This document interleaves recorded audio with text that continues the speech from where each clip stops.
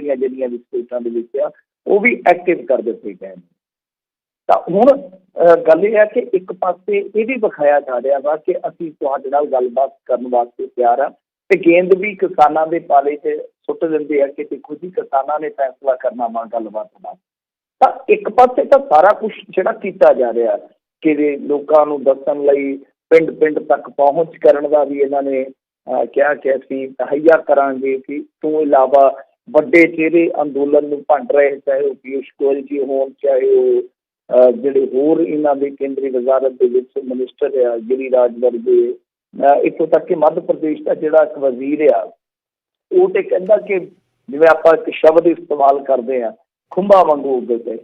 ਤਾਂ ਖੁੰਭਾ ਤਾਂ ਹੁਣ ਬਹੁਤ ਘੱਟ ਉਗਾਈ ਜਾਂਦੀ ਹੈ ਪੰਜਾਬ ਦੇ ਵਿੱਚ।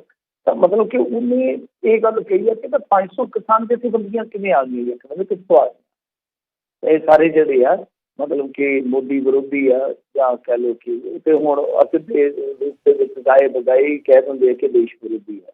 ਮਤਲਬ ਇੱਥੇ ਵੀ ਇੱਕ ਧਾਰਨਾ ਬਣ ਗਈ ਹੈ ਨਾ, ਜਿਹੜਾ ਕੋਈ ਮੋਦੀ ਵਿਰੋਧੀ ਹੈ ਤੇ ਕਹਿ ਦਿਓ ਕਿ ਉਹ ਤੇ ਦੇਸ਼ ਵਿਰੋਧੀ ਹੈ, ਮਤਲਬ ਕਿ ਜਿਹੜਾ ਭਾਜਪਾ ਦੇ ਨਾਲ ਅਸਹਿਮਤ ਆ ਉਹ ਦੇਸ਼ ਵਿਰੋਧੀ ਹੈ। ਤਾਂ ਇਹ ਇੱਕ ਪਾਸੇ ਦੀਆਂ ਪੇਸ਼ਬੰਦੀਆਂ ਨੇ, ਮਤਲਬ ਕਿ ਇੱਕ ਤਰੀਕਾ ਹੈ ਜਿਹਦੇ ਵਿੱਚ ਅੰਦੋਲਨ ਨੂੰ ਵੱਖ-ਵੱਖ ਤਰੀਕੇ ਦੇ ਨਾਲ ਢਾਹ ਲਾਉਣ ਦਾ ਯਤਨ ਕੀਤਾ ਜਾ ਰਿਹਾ। ਹਾਲਾਂਕਿ ਉਹਦੇ ਵਿੱਚ ਗੱਲਬਾਤ ਦਾ ਰਸਤਾ ਵੀ ਖੁੱਲਿਆ ਦਿਖਾਇਆ ਜਾਂਦਾ ਹੈ। ਪਰ ਦੂਸਰੇ ਪਾਸੇ ਹੁਣ ਕਿਸਾਨਾਂ ਨੇ ਜਿਹੜੀ ਪ੍ਰੈਸ ਕਾਨਫਰੰਸ ਕੀਤੀ ਹੈ, ਕਿਸਾਨ ਜਥੇਬੰਦੀਆਂ ਨੇ, ਪਹਿਲਾਂ ਤੇ ਪੰਜਾਬ ਦੀਆਂ ਕਿਸਾਨ ਜਥੇਬੰਦੀਆਂ ਨੇ ਕੀਤੀ ਸੀਗੀ, ਤੇ ਉਸ ਤੋਂ ਬਾਅਦ ਜਿਹੜੀਆਂ ਇਹ ਸਾਰੀਆਂ ਇਹਨਾਂ ਦੀਆਂ ਮਤਲਬ ਕਿ ਸੰਯੁਕਤ ਕਿਸਾਨ ਮੋਰਚਾ ਵਾ ਇਹਨਾਂ ਨੇ ਇੱਕ ਬੈਠਕ ਕੀਤੀ। ਉਸ ਤੋਂ ਬਾਅਦ ਫਿਰ ਜਿਹੜੀ ਪ੍ਰੈਸ ਕਾਨਫਰੰਸ ਹੋਈ ਆ ਉਹਦੇ ਵਿੱਚ ਕੁਛ ਗੱਲਾਂ ਜਿਹੜੀਆਂ ਨੇ ਉਹ ਮੈਂ ਤੁਹਾਡੇ ਕਰ ਦਿੰਦਾ ਗੋਚਰ। ਉਹਦੇ 'ਚ ਕਹਿੰਦੇ ਕਿ ਅਸੀਂ ਰੋਡ ਜਾਮ ਕਰਨ ਹੀ ਨਹੀਂ ਸੀ ਆਏ, ਮਤਲਬ ਕਿ ਅਸੀਂ ਰੋਡ ਜਾਮ ਕਰਨ ਨਹੀਂ ਸੀ ਆਏ, ਸਾਨੂੰ ਤਾਂ ਬਿਠਾ ਦਿੱਤਾ ਗਿਆ। ਮਤਲਬ ਕਿ ਦਿੱਲੀ ਨੇ ਆਪਣਾ ਦਿਲ ਹੀ ਜਿਹੜਾ ਤੰਗ ਦਿਖਾਇਆ। ਤਾਂ ਉਹ ਕਹਿੰਦੇ ਕਿ ਅਸੀਂ ਤੇ ਰਾਮਲੀਲਾ ਮੈਦਾਨ ਜਾਣ ਲਈ ਆਏ ਸੀ। ਫਿਰ ਉਹ ਕਹਿੰਦੇ ਆ ਕਿ ਅਸਲ ਦੇ ਵਿੱਚ ਜਿਹੜਾ ਕੰਮ ਸਰਕਾਰ ਕਰਨ ਜਾ ਰਹੀ ਆ 9,000 ਤੋਂ ਵੱਧ ਭਾਅ ਤੇ ਮਿਲਿਆ ਕਰੇ ਕੀ ਕਰ ਸਰਕਾਰ ਕਾਰਪੋਰੇਟ ਤੋਂ ਲੋਕਾਂ ਦੀ ਲੁੱਟ ਕਰਵਾਉਣਾ ਚਾਹੁੰਦੀ ਹੈ। ਤਾਂ ਸਰਕਾਰ ਨੂੰ ਉਸਦੇ ਮਨਸੂਬਿਆਂ 'ਚ ਸਫਲ ਨਹੀਂ ਹੋਣ ਦਿੱਤਾ ਜਾਏਗਾ। ਫਿਰ ਉਹ ਅੱਗੇ ਕਹਿੰਦੇ ਨੇ ਕਿ ਕੱਲ੍ਹ ਜ਼ਿਲ੍ਹਾ ਬਾਰਡਰ ਨੂੰ ਦੁਬਾਰਾ ਬੰਦ ਕਰ ਦਿੱਤਾ ਜਾਏਗਾ। ਉੱਥੇ ਤੁਹਾਨੂੰ ਪਤਾ ਹੀ ਉੱਪਰ ਭਾਰਤੀ ਕਿਸਾਨ ਯੂਨੀਅਨ ਭਾਨੂ ਜਿਹਦਾ ਤੁਸੀਂ ਜ਼ਿਕਰ ਕੀਤਾ ਸੀਗਾ ਕਿ ਸੁਪਰੀਮ ਕੋਰਟ 'ਚ ਚੱਲ ਗਿਆ, ਉਹਨਾਂ ਨੇ ਇੱਕ ਕੰਪਰੋਮਾਈਜ਼ ਜਿਹਾ ਕਰਕੇ ਕਿ ਉੱਥੇ ਬਾਰਡਰ ਖੋਲ੍ਹ ਦਿੱਤਾ ਸੀਗਾ। ਖੈਰ ਫੰਡਿੰਗ 'ਤੇ ਵੀ ਜਵਾਬ ਦਿੱਤਾ, ਕਹਿੰਦੇ ਕਿ ਵਿਦੇਸ਼ਾਂ ਤੋਂ ਜਿਹੜਾ ਫੰਡਿੰਗ ਦਾ ਰੌਲਾ ਪਾਇਆ ਜਾ ਰਿਹਾ ਵਾ, ਅਸਲ ਦੇ ਵਿੱਚ ਉੱਥੇ ਵੀ ਕਿਸਾਨਾਂ ਦੇ ਬੱਚੇ ਬੈਠੇ ਆ ਜਾਂ ਕਿਸਾਨ ਆਪ ਵੀ ਉੱਥੇ ਬੈਠੇ ਆ, ਉਹ ਫੰਡ ਭੇਜ ਰਹੇ ਆ। ਫਿਰ ਇਹਨਾਂ ਨੇ ਕਿਹਾ ਕਿ ਸਰਕਾਰ ਨੂੰ ਲਿਖਤੀ ਜਵਾਬ ਕੱਲ੍ਹ ਤੱਕ ਭੇਜ ਦਿੱਤਾ ਜਾਏਗਾ। ਮਤਲਬ ਕਿ ਜਿਸ ਤਰ੍ਹਾਂ ਉਹ ਦਾਅਵਾ ਕਰ ਰਹੇ ਨੇ, ਮੈਂ ਕਿਹਾ ਹੀ ਆ ਕਿ ਉਹਨਾਂ ਦਾ ਪੈਂਤੜਾ ਵਾ ਕਿ ਇੱਕ ਪਾਸੇ ਉਹ ਗੱਲਬਾਤ ਦਾ ਵਿਖਾਵਾ ਵੀ ਕਰ ਰਹੇ ਨੇ ਕਿ ਅਸੀਂ ਗੱਲਬਾਤ ਵਾਸਤੇ ਕਿਸਾਨਾਂ ਨੂੰ ਕਾਲ ਕਰ ਰਹੇ ਹਾਂ। ਤਾਂ ਦੂਜੀ ਗੱਲ ਇਹਨਾਂ ਨੇ ਕਹੀ ਆ ਕਿ ਦੇਖੋ ਅਗਰ ਇਹ ਕਾਨੂੰਨ ਰੱਦ ਨਹੀਂ ਕੀਤੇ ਜਾਂਦੇ ਤਾਂ ਕਿਸਾਨਾਂ ਦੀ ਹੋਂਦ ਹੀ ਖਤਰੇ 'ਚ ਪੈ ਜਾਂਦੀ। ਬਹੁਤ ਵੱਡੀ ਗੱਲ ਕਹਿ ਰਹੇ ਆ ਕਿਸਾਨ ਆਗੂ। ਉਹ ਕਹਿੰਦੇ ਕਿ ਅਸੀਂ ਬਿੱਲਾਂ ਵਿੱਚ ਸੋਧ ਨਹੀਂ ਚਾਹੁੰਦੇ, ਬਸ ਸਿੰਪਲ ਫੰਡਾ ਕਿਸਾਨ ਸਰਕਾਰ ਦੀ ਹਰ ਬੈਠਕ ਵਿੱਚ ਜਾਣ ਨੂੰ ਤਿਆਰ ਹੈ, ਪਰ ਇਹ ਕੁਛ ਕਰਦੇ ਨਹੀਂ। ਮਤਲਬ ਕਿ ਉਹੀ ਅੱਗੋਂ ਪੜਾ ਟਰਾਗ ਹੁੰਦਾ ਇਹਨਾਂ ਦਾ। ਕਹਿੰਦੇ ਕਿ 6 ਸਾਲਾਂ ਵਿੱਚ ਪ੍ਰਧਾਨ ਮੰਤਰੀ ਨੇ ਕਿਸੇ ਕਿਸਾਨ ਨਾਲ ਗੱਲਬਾਤ ਨਹੀਂ ਕੀਤੀ, ਜਿਵੇਂ ਬਿੱਲ ਲਿਆਂਦੇ ਉੱਦਾਂ ਹੀ ਵਾਪਸ ਕਰ ਦੇਵੇ ਸਰਕਾਰ, ਅਸੀਂ ਵੀ ਵਾਪਸ ਚੱਲ ਜਾਵਾਂਗੇ। ਤਾਂ ਇੱਕ ਇਹਨਾਂ ਨੇ ਪ੍ਰੋਗਰਾਮ ਨਵਾਂ ਦਿੱਤਾ ਵਾ, ਇਹ ਕਹਿੰਦੇ ਆ ਕਿ 20 ਦਸੰਬਰ ਨੂੰ ਪੂਰੇ ਭਾਰਤ ਦੇ ਵਿੱਚ ਕਿਸਾਨ ਅੰਦੋਲਨ ਦੌਰਾਨ ਕਹਿ ਲਓ ਜਾਂ ਦਰਮਿਆਨ ਕਹਿ ਲਓ, ਜਿਹੜੇ ਸ਼ਹੀਦ ਹੋਏ ਕਿਸਾਨ ਉਹਨਾਂ ਨੂੰ ਪੂਰੇ ਦੇਸ਼ ਦੇ ਪਿੰਡ ਪਿੰਡ ਦੇ ਵਿੱਚ ਸ਼ਰਧਾਂਜਲੀ ਦਿੱਤੀ ਜਾਊਗੀ। ਤਾਂ ਇਹ ਇੱਕ ਇਹਨਾਂ ਦਾ ਨਵਾਂ ਪ੍ਰੋਗਰਾਮ ਹੈ। ਹਾਲਾਂਕਿ ਉਡੀਕ ਕੀਤੀ ਜਾ ਰਹੀ ਸੀਗੀ ਕਿ ਕੁਛ ਐਸਾ ਪ੍ਰੋਗਰਾਮ ਉਲੀਕਿਆ ਜਾਵੇਗਾ ਜਿਸ ਤਰੀਕੇ ਨਾਲ ਮੈਂ ਤੁਹਾਨੂੰ ਦੱਸਿਆ ਕਿ ਭਾਰਤੀ ਜਨਤਾ ਪਾਰਟੀ ਫਿਰ ਉਹ ਇਹਨਾਂ ਨੂੰ ਘੇਰਾ ਪਾ ਰਹੀ ਹੈ ਕਿ ਕੋਈ ਉਹਦਾ ਕਾਂਟਵਾ ਪੈਂਤੜਾ ਜਿਹੜਾ ਉਹ ਅਖਤਿਆਰ ਕੀਤਾ ਜਾਏਗਾ। ਮਤਲਬ ਕਿ ਕੋਈ ਐਸਾ ਪ੍ਰੋਗਰਾਮ ਕੰਕਰੀਟ ਪ੍ਰੋਗਰਾਮ ਐਸਾ ਉਲੀਕਿਆ ਜਾਏਗਾ ਜਿਹਦੇ ਨਾਲ ਸਰਕਾਰ 'ਤੇ ਦਬਾਅ ਬਣਾਇਆ ਜਾਵੇ। ਤਾਂ ਸ਼ਾਇਦ ਉਧਰਲੇ ਪਾਸਿਓਂ ਹਾਲੇ ਕੋਈ ਆਪਾਂ ਨੂੰ ਨਹੀਂ ਦਿਖਾ ਰਹੀ ਮੇਰੀ ਪਹਿਲ ਕਦਮੀ। ਤਾਂ ਇੱਕ ਐਸਾ ਪ੍ਰੋਗਰਾਮ ਦਿੱਤਾ ਗਿਆ ਕਿ ਜਿਹੜਾ ਕਹਿ ਸਕਦੇ ਹਾਂ ਕਿ ਸੰਵੇਦਨਾਵਾਂ ਵਾਲਾ ਜ਼ਰੂਰ ਹੈ। ਜਿਹੜੇ ਲੋਕ ਵਿਛੜ ਗਏ ਇਸ ਅੰਦੋਲਨ ਦੇ ਵਿੱਚੋਂ ਉਹਨਾਂ ਦੇ ਨਾਲ ਸੰਵੇਦਨਾ ਜਤਾਉਣ ਵਾਸਤੇ, ਉਹਨਾਂ ਨੂੰ ਯਾਦ ਕਰਨ ਵਾਸਤੇ, ਉਹਨਾਂ ਦੇ ਟੱਬਰਾਂ ਨੂੰ ਇਹ ਦੱਸਣ ਵਾਸਤੇ ਕਿ ਅਸੀਂ ਸਾਰੇ ਤੁਹਾਡੇ ਨਾਲ ਖੜੇ ਹਾਂ, ਉਹ ਪ੍ਰੋਗਰਾਮ ਤਾਂ ਉਲੀਕ ਦਿੱਤਾ ਗਿਆ। ਮਤਲਬ ਕਿ ਜੋ ਸਰਕਾਰ 'ਤੇ ਦਬਾਅ ਬਣਾਉਣ ਲਈ ਨਵੇਂ ਪ੍ਰੋਗਰਾਮ ਦੀ ਮੰਗ ਕੀਤੀ ਜਾ ਰਹੀ ਸੀ ਜਾਂ ਕਹਿ ਲਓ ਉਡੀਕ ਕੀਤੀ ਜਾ ਰਹੀ ਸੀ। ਫਿਲਹਾਲ ਉਹ ਉਡੀਕ ਜਿਹੜੀ ਆ ਉਹ ਜਿਉਂਦੀ ਪਈ ਹੈ। ਜੀ ਜੀ। ਮੋਦੀ ਬਾਰ-ਬਾਰ ਜਿੱਥੇ ਵੀ ਮੌਕਾ ਮਿਲਦਾ ਆ ਇਹਨਾਂ ਕਾਨੂੰਨਾਂ ਦੇ ਬਾਰੇ ਤਾਂ ਉਸਦੀ ਪ੍ਰੋੜਤਾ ਤਾਂ ਕਰਦਾ ਹੀ ਆ, ਨਾਲੇ ਕਹਿੰਦਾ ਵੀ ਕਿਸਾਨਾਂ ਨੂੰ ਬਹਿਕਾਇਆ ਜਾ ਰਿਹਾ ਆ, ਉਹਨਾਂ ਨੂੰ ਡਰਾਇਆ ਜਾ ਰਿਹਾ ਵੀ ਜ਼ਮੀਨ ਖੋਹ ਲਈ ਜਾਊਗੀ। ਸੋ ਲੱਗਦਾ ਇਹਦੇ ਧੌਣ ਵਾਲਾ ਕਿੱਲਾ ਨਿਕਲੂ ਕਿ ਨਹੀਂ? ਨਹੀਂ, ਮੁਸ਼ਕਿਲ ਆ। ਉਹ ਅੱਜ ਮੇਰੇ ਖਿਆਲ ਦੇ ਨਾਲ ਗੁਜਰਾਤ ਦੇ ਵਿੱਚ ਗਏ ਸਨ, ਆਪਣੇ ਤੁਹਾਨੂੰ ਪਤਾ ਹੀ ਉਹਨਾਂ ਦਾ ਹੋਮ ਸਟੇਟ ਆ। ਉੱਥੇ ਉਹਨਾਂ ਨੇ ਇੱਕ ਹੋਰ ਚੀਜ਼ ਕੀਤੀ, ਉਹ ਇੱਕ ਡਰਾਮਾ ਤੁਸੀਂ ਕਹਿ ਸਕਦੇ ਹੋ। ਵੈਸੇ ਤੇ ਕੱਛ ਦੇ ਵਿੱਚ 5000 ਦੇ ਕਰੀਬ ਮੇਰੇ ਖਿਆਲ ਦੇ ਨਾਲ ਸਿੱਖ ਪਰਿਵਾਰ ਰਹਿੰਦੇ ਜਾਂ ਸਿੱਖਾਂ ਦੀ ਆਬਾਦੀ ਹੈ। ਤਾਂ ਉੱਥੇ 15 ਕੁ ਸਿੱਖ ਬੰਦੇ ਬਿਠਾ ਕੇ ਫੋਟੋ ਸੈਸ਼ਨ ਕਰਵਾਇਆ ਗਿਆ, ਉਹਨੂੰ ਬਹੁਤ ਜ਼ਿਆਦਾ ਹਾਈਲਾਈਟ ਕੀਤਾ ਗਿਆ ਮੀਡੀਆ ਦੇ ਵਿੱਚ। ਹੁਣ ਕੀ ਗੱਲਬਾਤ ਹੋਈ ਹੈ, ਉਹਨਾਂ ਦੀ ਕੀ ਡਿਮਾਂਡ ਸੀਗੀ, ਕਿਸੇ ਨੂੰ ਕੋਈ ਪਤਾ ਨਹੀਂ ਹੈ। ਤਾਂ ਇਹ ਦੱਸਣ ਦਾ ਯਤਨ ਕੀਤਾ ਗਿਆ ਕਿ ਮੋਦੀ ਸਰਕਾਰ ਜਿਹੜੀ ਆ ਉਹ ਸਿੱਖਾਂ ਦੇ ਨਾਲ, ਵੈਸੇ ਵੀ ਤੁਹਾਨੂੰ ਮੈਂ ਅੱਗੇ ਵੀ ਗੱਲ ਦੱਸੀ ਸੀ ਕਿ ਕਿਸ ਤਰ੍ਹਾਂ ਰੇਲਵੇ ਦੀਆਂ ਸਰਵਿਸਿਜ਼ ਲਈਆਂ ਜਾ ਰਹੀਆਂ ਨੇ, ਈਮੇਲ ਕੀਤੇ ਜਾ ਰਹੇ ਇਹ ਦੱਸਣ ਵਾਸਤੇ ਕਿ ਸਿੱਖਾਂ ਵਾਸਤੇ ਮੋਦੀ ਨੇ ਕੀ ਕੀਤਾ। ਤਾਂ ਅੱਜ ਵੀ ਉਹ ਜਦੋਂ ਗੁਜਰਾਤ ਦੇ ਵਿੱਚ ਗਏ ਆ ਤਾਂ ਉਹਨਾਂ ਨੇ 100 ਵੱਲ ਪਾ ਕੇ ਨਹੀਂ, ਸਿੱਧੀ ਗੱਲ ਇਹੀ ਕੀਤੀ ਹੈ ਕਿ ਬਿੱਲ ਜਿਹੜੇ ਆ ਉਹ ਦੇਖੋ ਜੀ ਕਿਸਾਨਾਂ ਦੇ ਹਿੱਤਕਾਰੀ ਹੈ, ਗੱਲ ਗਲਤ ਨਹੀਂ ਹੈ। ਤਾਂ ਜਦੋਂ ਪ੍ਰਧਾਨ ਮੰਤਰੀ ਬਣ ਹੀ ਨਹੀਂ ਰਹੇ ਤਾਂ ਧੌਣ ਦਾ ਕਿੱਲਾ ਤਾਂ ਨਿਕਲਦਾ ਮਤਲਬ ਵੀ ਕੋਈ ਨਹੀਂ। ਰਾਜਨਾਥ ਸਿੰਘ ਨੇ ਵੀ ਕਲੀਅਰ ਕਰ ਦਿੱਤਾ, ਕਲੀਅਰ ਕੱਟ ਕਹਿ ਦਿੱਤਾ, ਰਾਜਨਾਥ ਸਿੰਘ ਕੋਈ ਛੋਟੇ ਨੇਤਾ ਨਹੀਂ ਹੈ, ਉਹਨਾਂ ਨੂੰ ਕਿਸਾਨ ਆਗੂ ਗਿਣਿਆ ਜਾਂਦਾ ਹੈ। ਨਰਿੰਦਰ ਸਿੰਘ ਤੋਮਰ ਚਲੋ ਥੋੜਾ ਹੱਦ ਤੱਕ ਕਿਹਾ ਜਾਂਦਾ ਕਿ ਉਹ ਵੀ ਕਿਸਾਨੀ ਨਾਲ ਸੰਬੰਧਿਤ ਨੇ, ਜਿੱਦਾਂ ਪਿਊਸ਼ ਗੋਇਲ ਆ ਉਹ ਬਿਲਕੁਲ ਕਿਸਾਨੀ ਨਾਲ ਸੰਬੰਧਿਤ ਨਹੀਂ ਹੈ। ਤਾਂ ਰਾਜਨਾਥ ਸਿੰਘ ਨੂੰ ਕਿਸਾਨਾਂ ਦੇ ਲੀਡਰ ਵਜੋਂ ਪ੍ਰਚਾਰਿਆ ਜਾਂਦਾ ਕਿ ਕਿਸਾਨਾਂ ਦੇ ਨਾਲ ਗੱਲਬਾਤ ਕਰਨ ਦੇ ਵਿੱਚ ਬਹੁਤ ਵੱਡੇ ਭੂਮਿਕਾ ਅਦਾ ਕਰ ਸਕਦੇ ਸੀ ਕੇਂਦਰ ਵੱਲੋਂ। ਰਾਜਨਾਥ ਸਿੰਘ ਨੂੰ ਅੱਗੇ ਲਿਆਉਣਾ ਚਾਹੀਦਾ ਸੀਗਾ। ਤਾਂ ਰਾਜਨਾਥ ਸਿੰਘ ਹੋਰਾਂ ਨੇ ਵੀ ਕਹਿ ਦਿੱਤਾ ਕਿ ਦੇਖੋ ਜੀ ਇਹ ਬਿੱਲ ਵਾਪਸ ਨਹੀਂ ਲੈ ਜਾਣਗੇ। ਤਾਂ ਇਹਦਾ ਮਤਲਬ ਸਾਫ਼ ਆ, ਸਪਸ਼ਟ ਆ ਕਿ ਬਿੱਲ ਵਾਪਸ ਨਹੀਂ ਲੈ ਜਾਣਗੇ। ਤਾਂ ਇਹ ਇੱਕ ਅੜੀ ਜਿਹੜੀ ਆ ਉਹ ਮੇਰੇ ਖਿਆਲ ਦੇ ਨਾਲ ਛੱਡਣੀ ਚਾਹੀਦੀ ਹੈ ਸਰਕਾਰ ਨੂੰ, ਵਿਚਾਲੜਾ ਰਸਤਾ ਕੱਢ ਲੈਣਾ ਚਾਹੀਦਾ ਕਿ ਇੱਕ ਵਾਰੀ ਇਹ ਜਿਹੜੇ ਕਾਨੂੰਨ ਹੈ ਇਹਨਾਂ ਨੂੰ ਸਸਪੈਂਡ ਕਰਕੇ ਕੋਈ ਨਵਾਂ ਕਾਨੂੰਨ ਲਿਆਂਦਾ ਜਾਵੇ। ਅੱਜ ਮੇਰੇ ਖਿਆਲ ਦੇ ਨਾਲ ਗੁਰਜੀਤ ਸਿੰਘ ਮਾਨਸਾ ਨੇ ਇਸ ਗੱਲ ਤੇ ਮੋਹਰ ਵੀ ਲਾਈ ਹੈ, ਮੈਂ ਕਿਹਾ ਕਿ ਅਸੀਂ ਇਸ ਗੱਲ ਦੇ ਵਿੱਚ ਤਿਆਰ ਹਾਂ ਕਿ ਤੁਸੀਂ ਆ ਜਾਓ, 5 ਮੈਂਬਰੀ ਕਮੇਟੀ ਤੁਸੀਂ ਬਣਾ ਲਓ, 5 ਸਾਡੇ ਹੋ ਜਾਣਗੇ, 5 ਆਪਾਂ ਖੇਤੀ ਵਿਦਵਾਨ ਵਿੱਚ ਪਾ ਲਵਾਂ। ਤਾਂ ਜਿਹੜੀਆਂ ਚੀਜ਼ਾਂ ਤੁਹਾਨੂੰ ਲੱਗਦਾ ਕਿ ਗਲਤ ਨਹੀਂ, ਉਹਨਾਂ ਚੀਜ਼ਾਂ ਤੇ ਤੁਸੀਂ ਕਾਨੂੰਨ ਲਿਓ, ਉਹਨਾਂ ਨੂੰ ਸੁਧਾਰ ਲਓ, ਕੋਈ ਚੱਕਰ ਨਹੀਂ। ਪਰ ਕਿਸਾਨ ਦੇ ਜਿਹੜੇ ਆਪਣੇ ਹਿੱਤ ਨੇ, ਇੰਟਰਸਟ ਨੇ ਜਿਹੜੇ, ਉਹ ਨਾ ਨੁਕਸਾਨੇ ਜਾਣ। ਸੋ ਮੈਨੂੰ ਨਹੀਂ ਲੱਗਦਾ ਕਿ ਛੇਤੀ ਕੀਤਿਆਂ ਜਿਹੜੀ ਤੁਸੀਂ ਸ਼ਬਦਾਵਲੀ ਇਸਤੇਮਾਲ ਕੀਤੀ ਹੈ ਧੌਣ ਦਾ ਕਿੱਲਾ, ਮਤਲਬ ਕਿ ਜਿਹੜੀ ਇਸ ਸਿੱਧ ਆ ਜਾਂ ਅੜੀ ਹੈ ਉਹ ਛੱਡੀ ਜਾਊਗੀ। ਤਾਂ ਫਿਲਹਾਲ ਕੋਈ ਸੰਭਾਵਨਾ ਨਜ਼ਰ ਨਹੀਂ ਆ ਰਹੀ। ਜੀ ਜੀ। ਤੇ ਫਿਰ ਮਿੰਟੂ ਜੀ ਇਹ ਫਿਰ ਜਿਹੜਾ ਇਹ ਸੰਘਰਸ਼ ਆ, ਅੰਦੋਲਨ ਆ, ਇਹ ਕਿਸ ਪਾਸੇ ਵੱਲ ਨੂੰ ਫਿਰ ਵੱਧ ਰਿਹਾ ਹੈ? ਕੀ ਇਸ ਦੇ ਜਿਹੜੇ ਆ ਭਵਿੱਖ ਕੀ ਕਹਿੰਦਾ ਹੈ? ਦੇਖੋ ਇਹ ਇਸ ਅੰਦੋਲਨ ਨੇ ਹੀ ਤੈਅ ਕਰਨਾ। ਹੁਣ ਇਸ ਅੰਦੋਲਨ ਦੀ ਤਕਦੀਰ ਜਿਹੜੀ ਆ ਉਹ ਇਸ ਅੰਦੋਲਨ ਦੇ ਹੀ ਆ। ਆਪਾਂ ਤੁਸੀਂ ਉਹ ਜਿਹੜੀਆਂ ਘਟਨਾਵਾਂ ਵਾਪਰ ਰਹੀਆਂ ਨੇ ਉਹ ਕਵਰ ਕਰ ਸਕਦੇ ਹਾਂ, ਉਹਨਾਂ ਤੇ ਐਨਾਲਿਸਿਸ ਕਰ ਸਕਦੇ ਹਾਂ, ਟੇਵਾ ਲਾ ਸਕਦੇ ਹਾਂ। ਪਰ ਇਸ ਅੰਦੋਲਨ ਤੇ ਬਹੁਤ ਕੁਝ ਨਿਰਭਰ ਕਰਦਾ, ਕਿਉਂਕਿ ਇੱਕ ਚੀਜ਼ ਵੇਖਣ ਵਾਲੀ ਆ ਕਿ ਮੇਰੇ ਖਿਆਲ ਦੇ ਨਾਲ ਜਿੱਦਾਂ ਹੁਣ ਜ਼ਿਲ੍ਹਾ ਹੈਡਕੁਆਟਰਾਂ ਤੇ ਧਰਨੇ ਦੇਣੇ ਸੀਗੇ, ਕਿਸਾਨ ਸੰਘਰਸ਼ ਦਾ ਅਸਰ ਇਹ ਹੋਇਆ ਕਿ ਹੁਣ ਉਹ ਗਿਣਤੀ ਵੱਧ ਕੇ ਮੇਰੇ ਖਿਆਲ ਦੇ ਨਾਲ ਜਿਹੜੀ ਕੁਝ ਜ਼ਿਲ੍ਹਿਆਂ ਤੱਕ ਸੀਮਤ ਸੀਗੀ ਉਹ ਹੁਣ ਵੱਧ ਕੇ ਲਗਭਗ ਲਾ ਲਓ ਕਿ 300-350 ਜ਼ਿਲ੍ਹਿਆਂ ਤੱਕ ਗਈ ਆ, ਅਸਰ ਹੋਇਆ। ਜੇ ਇਹ ਗੱਲ ਅੱਗੇ ਤੱਕ ਫੈਲਦੀ ਆ, ਸਾਰੇ ਦੇਸ਼ ਦੇ ਵਿੱਚ ਜਾਂਦੀ ਆ, ਤਾਂ ਫਿਰ ਔਖਾ ਹੋ ਜਾਏਗਾ। ਹੁਣ ਉਦਾਹਰਨ ਦੇ ਤੌਰ ਤੇ, ਮਿਸਾਲ ਦੇ ਤੌਰ ਤੇ, ਜਿਵੇਂ 4-5 ਸਟੇਟਾਂ ਦੇ ਵਿੱਚ ਅੱਗੇ ਇਲੈਕਸ਼ਨ ਆ, ਤੇ ਜੇ ਕਿਸਾਨ ਅੰਦੋਲਨ ਲੰਮਾ ਚੱਲਦਾ ਤਾਂ ਉਹਦੇ ਵਿੱਚ ਫਿਰ ਕਿਸਾਨ ਸਿਆਸੀ ਤੌਰ ਤੇ ਨਿਕਲ ਕੇ ਆਉਣ ਅੱਗੇ ਪ੍ਰੈਸ਼ਰ ਕਰਨ ਤਾਂ ਫਿਰ ਭਾਵੇਂ ਕੋਈ ਗੱਲ ਬਣ ਜਾਵੇ। ਤਾਂ ਕਿਸਾਨ ਅੰਦੋਲਨ ਜਿਹੜਾ ਵਾ ਉਹਨੂੰ ਹੋਰ ਤਰੀਕਿਆਂ ਦੇ ਨਾਲ, ਹੁਣ ਦੇਖੋ ਹੋਰ ਵੀ ਇੱਕ ਨਾ CA NRC ਹੈ ਜਿਹੜਾ, ਉਹ ਵੀ ਲਾਗੂ ਕਰਨ ਦਾ ਇਹਨਾਂ ਨੇ ਕੰਮ ਸ਼ੁਰੂ ਕਰ ਦੇਣਾ ਮੇਰੇ ਖਿਆਲ ਦੇ ਨਾਲ ਜਨਵਰੀ ਦੇ ਵਿੱਚ। ਜਦੋਂ ਉਹ ਸ਼ੁਰੂ ਹੋਏਗਾ ਤੁਸੀਂ ਆਪ ਅੰਦਾਜ਼ਾ ਲਾ ਲਓ ਹਫੜਾ ਦਫੜੀ ਕਿੰਨੀ ਫੈਲ ਜਾਵੇਗੀ। ਇਹੀ ਲੋਕ ਜਿਹੜੇ ਅੱਜ ਉੱਥੇ ਬੈਠੇ ਹੋ ਸਕਦਾ ਕੱਲ੍ਹ ਨੂੰ ਆਪਣੇ ਕਾਗਜ਼ਾਤ ਪੂਰੇ ਕਰਦੇ ਫਿਰਨ ਕਿ ਅਸੀਂ ਇਸ ਦੇਸ਼ ਦੇ ਵਿੱਚੋਂ ਇਹਨਾਂ ਧੱਕੇ ਜਾਈਏ। ਤਾਂ ਇੱਕ ਲੜਾਈ ਰੋਟੀ ਦੀ ਹੋਇਆ ਤੇ ਇੱਕ ਲੜਾਈ ਕਿਤੇ ਰਹਿਣ ਦੀ ਨਾ ਹੋ ਜਾਵੇ ਕਿ ਅਸੀਂ ਇਸ ਦੇਸ਼ ਦੇ ਜੰਮੇ ਜਾਏ, ਕਿਤੇ ਇਸ ਦੇਸ਼ ਦੇ ਵਿੱਚ ਹੀ ਨਾ ਮਗਾਨੀ ਹੁੰਦੀ। ਫਰਜ਼ ਕਰੋ, ਮੈਂ ਹਾਈਪੋਥੈਟੀਕਲ ਕਹਿ ਰਿਹਾ ਹਾਲ ਦੀ ਘੜੀ, CA ਤੁਹਾਨੂੰ ਪਤਾ ਹੀ ਹੈ ਇਹਨਾਂ ਨੇ ਲਿਆਂਦਾ ਸੀਗਾ, ਉਸ ਤੋਂ ਬਾਅਦ NRC ਉਹ ਕ੍ਰੋਨੋਲੋਜੀ ਜਿਵੇਂ ਕਹਿੰਦੇ ਸੀਗੇ ਨਤੀਜਾ ਜੀ ਸਮਝੋ ਕ੍ਰੋਨੋਲੋਜੀ।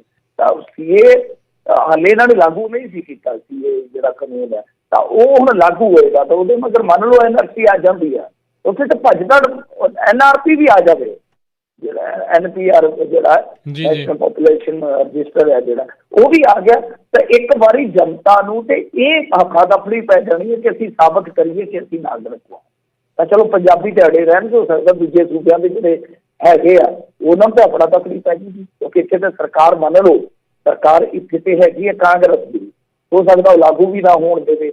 ਤੇ ਦੂਸਰੇ ਪਾਸੇ ਜਿਹੜਾ ਮਸਲਾ ਇੱਧਰ ਜੇ ਦੇਖੀਏ ਤਾਂ ਹਰਿਆਣੇ ਦਾ ਉਹ ਉਲਝ ਜਾਊਗਾ ਬਿਲਕੁਲ।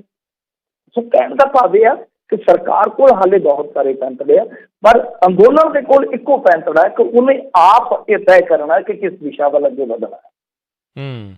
ਜੀ ਜੀ। ਤੇ ਮਿੰਟੂ ਜੀ, ਉੱਥੋਂ ਉੱਦਾਂ ਅੰਦੋਲਨ ਦੇ ਅੰਦਰੋਂ ਬੈਠੇ ਲੋਕਾਂ ਦਾ ਕਿੱਦਾਂ, ਚੜ੍ਹਦੀ ਕਲਾ 'ਚ ਨੇ, ਸਾਰਾ ਕੁਛ ਠੀਕ ਚੱਲ ਰਿਹਾ? ਹਾਂਜੀ ਹਾਂਜੀ ਠੀਕ ਹੈ ਜੀ, ਉੱਥੇ ਤੇ ਲੋਕ ਤੇ ਪਹਿਲੇ ਤੇ ਠੀਕ ਨੇ, ਜਿੱਦਾਂ ਕਹਿ ਲਓ ਮੈਂ ਦੇਖ ਰਿਹਾ ਸੀਗਾ ਇੱਕ ਡਾਕੂਮੈਂਟਰੀ ਵਿੱਚ ਦੱਸਿਆ ਜਾ ਰਿਹਾ ਸੀਗਾ ਕਿ 30 ਮਿੰਟ ਦੇ ਵਿੱਚ 3000 ਬੰਦੇ ਦਾ ਉੱਥੇ ਖਾਣਾ ਤਿਆਰ ਕੀਤਾ ਜਾਂਦਾ। ਇਹੋ ਜਿਹੀਆਂ ਮਸ਼ੀਨਾਂ ਉੱਥੇ ਲੱਗੀਆਂ ਹੋਈਆਂ ਨੇ ਕਿ ਮੰਨ ਲਓ ਕਿ 1 ਮਿੰਟ ਦੇ ਵਿੱਚ 40 ਫੁਲਕੇ ਵੀ ਬਾਹਰ ਆ ਜਾਂਦੇ। ਸੋ ਇੱਥੇ ਕਿ ਗੱਲ ਮੁੱਕਦੀ ਹੈ ਕਿ ਬਹੁਤ ਵੱਡੇ ਪੱਧਰ ਤੇ ਪ੍ਰਬੰਧ ਕਰ ਲਏ ਗਏ ਨੇ, ਬਹੁਤ ਵੱਡੇ ਪੱਧਰ ਤੇ ਲੋਕ ਸਹਿਯੋਗ ਕਰ ਰਹੇ ਨੇ, ਲੋਕ ਉੱਥੇ ਚੜ੍ਹਦੀ ਕਲਾ ਦੇ ਵਿੱਚ ਹੀ ਆ, ਲੋਕ ਲੜ ਰਹੇ ਨੇ, ਜਿੱਤ ਲੜਦੇ ਲੋਕਾਂ ਦੀ ਹੁੰਦੀ ਹੈ ਇਹ ਵੀ ਕਿਹਾ ਜਾਂਦਾ ਆ। ਪਰ ਗੱਲ ਇਹ ਹੈ ਨਾ ਕਿ ਇਹ ਸੰਘਰਸ਼ ਨੂੰ ਦਿਆ ਗਿਆ ਕਿ ਇਹ ਨਹੀਂ ਆਪਾਂ ਕਹਿ ਸਕਦੇ ਕਿ ਅੱਜ ਮੁੱਕ ਜੂ ਕੱਲ੍ਹ ਮੁੱਕ ਜੂ, ਇਹਦੇ ਚੱਕੇ ਕੀ ਹੋਊਗਾ, ਕੁਛ ਵੀ ਹੋ ਸਕਦਾ, ਐਨੀਥਿੰਗ ਪੋਸੀਬਲ, ਕੁਛ ਵੀ ਸੰਭਵ ਹੈ ਇਹਦੇ ਵਿੱਚ। ਇਹ ਸੰਘਰਸ਼ ਹੈ ਜਿਹੜਾ ਹੋ ਸਕਦਾ ਇਹਨਾਂ ਨੂੰ ਲੱਗੇ ਕਿ ਗਾਂਹ ਗਾਂਹ ਸਾਡਾ ਨੁਕਸਾਨ ਜ਼ਿਆਦਾ ਹੋਊਗਾ, ਇੱਕ ਵਾਰੀ ਮੈਂ ਜਿਵੇਂ ਕਿਹਾ ਕਿ ਸਸਪੈਂਡ ਕਰ ਦੇਣ, ਉਹਦੇ 'ਚ ਇਹ ਕਹਿ ਦੇਣ ਕਿ ਹਾਂ ਭਾਈ ਚਲੋ ਠੀਕ ਆ, ਅਸੀਂ ਇਹਨਾਂ ਨੂੰ ਇੱਕ ਵਾਰੀ ਰੋਕਦੇ ਹਾਂ, ਅਸੀਂ ਮੁਲਤਵੀ ਕਰ ਦਿੰਦੇ ਹਾਂ, ਤਾਂ ਨਵਾਂ ਕਾਨੂੰਨ ਲਿਆਉਣਾ, ਉਹਦੇ 'ਚ ਤੁਸੀਂ ਵੀ ਆ ਜਾਓ, ਤੁਹਾਡੀ ਸਹਿਮਤੀ ਦੇ ਨਾਲ ਅਸੀਂ ਨੁਕਤੇ ਪਾ ਲੈਂਦੇ ਹਾਂ। ਤਾਂ ਇਹ ਵੀ ਇੱਕ ਰਸਤਾ ਬਣ ਸਕਦਾ ਹੈ ਨਾ, ਜੇ ਬਣਾਉਣਾ ਹੋਵੇ ਸਰਕਾਰ ਨੇ, ਜਿੱਦ ਛੱਡ ਕੇ ਅੜੀ ਛੱਡ ਕੇ, ਤਾਂ ਹੋ ਸਕਦਾ ਕੱਲ੍ਹ ਨੂੰ ਕਿਸਾਨ ਵੀ ਕਿਸੇ ਪੱਖ ਤੇ ਆ ਕੇ ਸਹਿਮਤੀ ਜਤਾ ਦੇਣ ਕਿ ਹਾਂ ਭਾਈ ਠੀਕ ਠਾਕ ਹੈ ਜੀ, ਚਲੋ ਕੋਈ ਗੱਲ ਨਹੀਂ ਹੈ, ਤੁਸੀਂ ਇਸ ਤਰ੍ਹਾਂ ਲਿਓ, ਅਸੀਂ ਇਹਦੇ 'ਚ ਸਹਿਮਤ ਹਾਂ। ਪਰ ਇਹ ਪਹਿਲ ਸਰਕਾਰ ਨੂੰ ਕਰਨੀ ਚਾਹੀਦੀ ਹੈ ਮੇਰੇ ਖਿਆਲ ਦੇ ਨਾਲ, ਕਿਉਂਕਿ ਸਰਕਾਰ ਅੜੀ ਕਰੇ ਠੀਕ ਨਹੀਂ ਹੈ। ਸਰਕਾਰ ਇੱਕ ਮੌਕਾ ਗਵਾ ਚੁੱਕੀ ਹੈ। ਤੁਸੀਂ ਇਹ ਚੀਜ਼ ਦੇਖੋ ਨਾ ਕਿ ਪਹਿਲਾਂ ਪੰਜਾਬ ਦੇ ਕਿਸਾਨਾਂ ਨੇ ਅਮੈਂਡਮੈਂਟ ਮੰਗੀ ਸੀ, ਯਾਦ ਹੋਣਾ ਤੁਹਾਨੂੰ, ਜਦੋਂ ਸ਼ੁਰੂਆਤੀ ਦੌਰ ਦੇ ਵਿੱਚ ਕਿ MSP ਤੇ APMC ਤੇ ਕਾਂਟਰੈਕਟ ਫਾਰਮਿੰਗ ਦੇ ਵਿੱਚ ਆਖਿਆ ਸੀਗਾ ਕਿ ਜਿਹੜਾ FCM ਦੇ ਕੋਲ ਜਾਣ ਵਾਲਾ, ਇਹ 3-4 ਮੰਗਾਂ ਸੀਗੀਆਂ, ਬੇਸਿਕ ਮੰਗਾਂ ਸੀਗੀਆਂ ਜਿਹੜੀਆਂ ਕਿਸਾਨ ਦੀਆਂ। ਉਦੋਂ ਸਰਕਾਰ ਨੇ ਗੱਲ ਹੀ ਨਹੀਂ ਕੀਤੀ। ਜੇ ਗੱਲ ਪਹਿਲੀ ਵਾਰੀ ਸ਼ੁਰੂ ਵੀ ਕੀਤੀ ਤੇ ਉੱਥੇ ਦਫ਼ਤਰ ਦੇ ਵਿੱਚ ਅਫਸਰ ਬਿਠਾਲ ਦਿੱਤੇ, ਉਹ ਵੀ ਰਵੱਈਆ ਠੀਕ ਨਹੀਂ ਸੀਗਾ, ਫਿਰ ਗੱਡੀਆਂ ਬੰਦ ਕਰ ਦਿੱਤੀਆਂ। ਤਾਂ ਉਹ ਸਰਕਾਰ ਦੀ ਗਲਤੀ ਹੈ, ਉਸ ਗਲਤੀ ਨੂੰ ਤੁਸੀਂ ਠੀਕ ਕਰੋ ਤਾਂ ਠੀਕ ਆ, ਸਰਕਾਰ ਅੜੀ ਕਰਕੇ ਬੈਠ ਜਾਵੇ ਤਾਂ ਠੀਕ ਨਹੀਂ। ਜੀ ਜੀ ਬਿਲਕੁਲ। ਅਗਲੀ ਗੱਲ ਕਰਦੇ ਜਾਈਏ, ਕਹਿੰਦੇ ਕਿਸਾਨਾਂ ਦੇ ਪ੍ਰਦਰਸ਼ਨ ਨੇ ਹਰਿਆਣੇ ਦੇ ਕਾਰੋਬਾਰੀ ਸੁੱਕਣੇ ਪਾਏ ਨੇ। ਹਾਂਜੀ ਦੇਖੋ, ਨੁਕਸਾਨ ਕਾਰੋਬਾਰਾਂ ਨੂੰ ਤੇ ਉੱਥੇ ਹੋ ਰਿਹਾ ਵਾ, ਰਿਪੋਰਟਾਂ ਜਿਹੜੀਆਂ ਉਹ ਕਾਫੀ ਕੁਛ ਕਹਿੰਦੀਆਂ ਨੇ। ਜਿੱਦਾਂ ਲਾ ਲਓ ਕਿ ਹੁਣ 2 ਬਾਰਡਰ ਖਾਸ ਤੌਰ ਤੇ ਸਿੰਧੂ ਬਾਰਡਰ ਤੇ ਦੂਸਰਾ ਟਿਕਰੀ ਬਾਰਡਰ ਹੈ, ਤੇ ਇਹਦੇ ਵਿੱਚ ਕੀ ਆ ਕਿ ਕਹਿੰਦੇ ਆ ਕਿ ਕਾਫੀ ਜ਼ਿਆਦਾ ਨੁਕਸਾਨ ਜਿਹੜਾ ਉਦਯੋਗਪਤੀਆਂ ਦਾ ਹੁਣ ਤੱਕ ਹੋਇਆ, 2500 ਕਰੋੜ ਰੁਪਏ ਦਾ ਨੁਕਸਾਨ ਦਾ ਇੱਕ ਅੰਦਾਜ਼ਾ ਹੋਇਆ। ਇਹ ਆਪਣੇ ਆਪ ਦੇ ਵਿੱਚ ਬਹੁਤ ਹੈਰਾਨਗੀ ਵਾਲੀ ਗੱਲ ਹੈ ਕਿ 2500 ਕਰੋੜ ਰੁਪਈਆ ਉਦੋਂ ਨੁਕਸਾਨ ਹੋ ਗਿਆ ਜਦੋਂ ਸਾਰਾ ਕੁਛ ਹੈ ਜਿਹੜਾ ਬੰਦ ਨਹੀਂ ਹੋਇਆ, ਮਤਲਬ ਕਿ ਇੱਕ ਰੋਡ ਹੀ ਬਲੌਕ ਕੀਤੀ ਗਈ, ਆਵਾਜਾਈ ਹੀ ਬਲੌਕ ਕੀਤੀ ਗਈ। ਆਵਾਜਾਈ ਵੀ ਕੀ ਆ ਕਿ ਉਹ ਬਦਲਵੀਂ ਰੂਟ ਤੇ ਆਵਾਜਾਈ ਚੱਲਦੀ ਹੈ, ਐਸੀ ਗੱਲ ਨਹੀਂ ਹੈ ਕਿ ਸਾਰੀ ਦਿੱਲੀ ਦੀ ਆਵਾਜਾਈ ਠੱਪ ਹੋ ਗਈ ਆ। ਪਰ ਬਾਵਜੂਦ ਇਸ ਤੇ ਕਿਉਂਕਿ ਦੇਖੋ ਹਰਿਆਣੇ ਦੀ ਜਿਹੜੀ ਇਕੋਨਮੀ ਹੈ ਸਾਡੇ ਤੋਂ ਥੋੜ੍ਹੀ ਜਿਹੀ ਜੁਦਾ ਹੈ, ਅਸੀਂ ਟੋਟਲੀ ਖੇਤੀ ਤੇ ਨਿਰਭਰ ਹਾਂ, ਕਿਉਂਕਿ ਸਾਡੀ ਜਿਹੜੀ ਇੰਡਸਟਰੀ ਸੀਗੀ ਉੱਜੜ ਗਈ, ਕੁਛ ਸਾਡੇ ਆਪਣੇ ਬੰਦਿਆਂ ਨੇ ਉਜਾੜ ਦਿੱਤੀ, ਹਾਕਮਾਂ ਨੇ ਉਜਾੜ ਦਿੱਤੀ, ਕੁਛ ਜਿਹੜੀਆਂ ਕੇਂਦਰ ਦੀਆਂ ਨੀਤੀਆਂ ਸੀਗੀਆਂ ਉਹ ਪਹਾੜੀ ਰਾਜਾਂ ਪੱਖੀ ਹੋ ਗਈਆਂ, ਉਹਨਾਂ ਨੂੰ ਰੈਟਾਂ ਮਿਲ ਗਈਆਂ, ਸਾਡੀ ਇੰਡਸਟਰੀ ਜਿਹੜੀ ਆ ਲੁੱਟੀ ਪੁੱਟੀ ਹੋਈ, ਜੋ ਬਚੀ ਖੁਚੀ ਆ ਉਹ ਮੁਕਾਬਲਾ ਨਹੀਂ ਕਰਦੀ। ਹਰਿਆਣੇ ਨੂੰ ਐਡਵਾਂਟੇਜ ਮਿਲਿਆ ਦਿੱਲੀ ਦਾ, ਤੇ ਇਹ ਦਿੱਲੀ ਦੇ ਨਾਲ ਇਲਾਕੇ ਲੱਗਦੇ ਆ, ਚਾਹੇ ਉਹ ਸਿੰਘੂ ਬਾਰਡਰ ਵਾਲੀ ਸਾਈਡ ਤੇ ਹੋਣ, ਚਾਹੇ ਬਹਾਦਰਗੜ੍ਹ ਵਾਲੀ ਸਾਈਡ ਤੇ ਹੋਣ, ਤਾਂ ਉਹ ਫਿਰ ਤੁਹਾਨੂੰ ਪਤਾ ਹੀ ਆ ਕਿ ਮਾਰ ਤੇ ਪਊਗੀ, ਹਰਿਆਣੇ ਨੂੰ ਮਾਰ ਪੈ ਰਹੀ ਆ।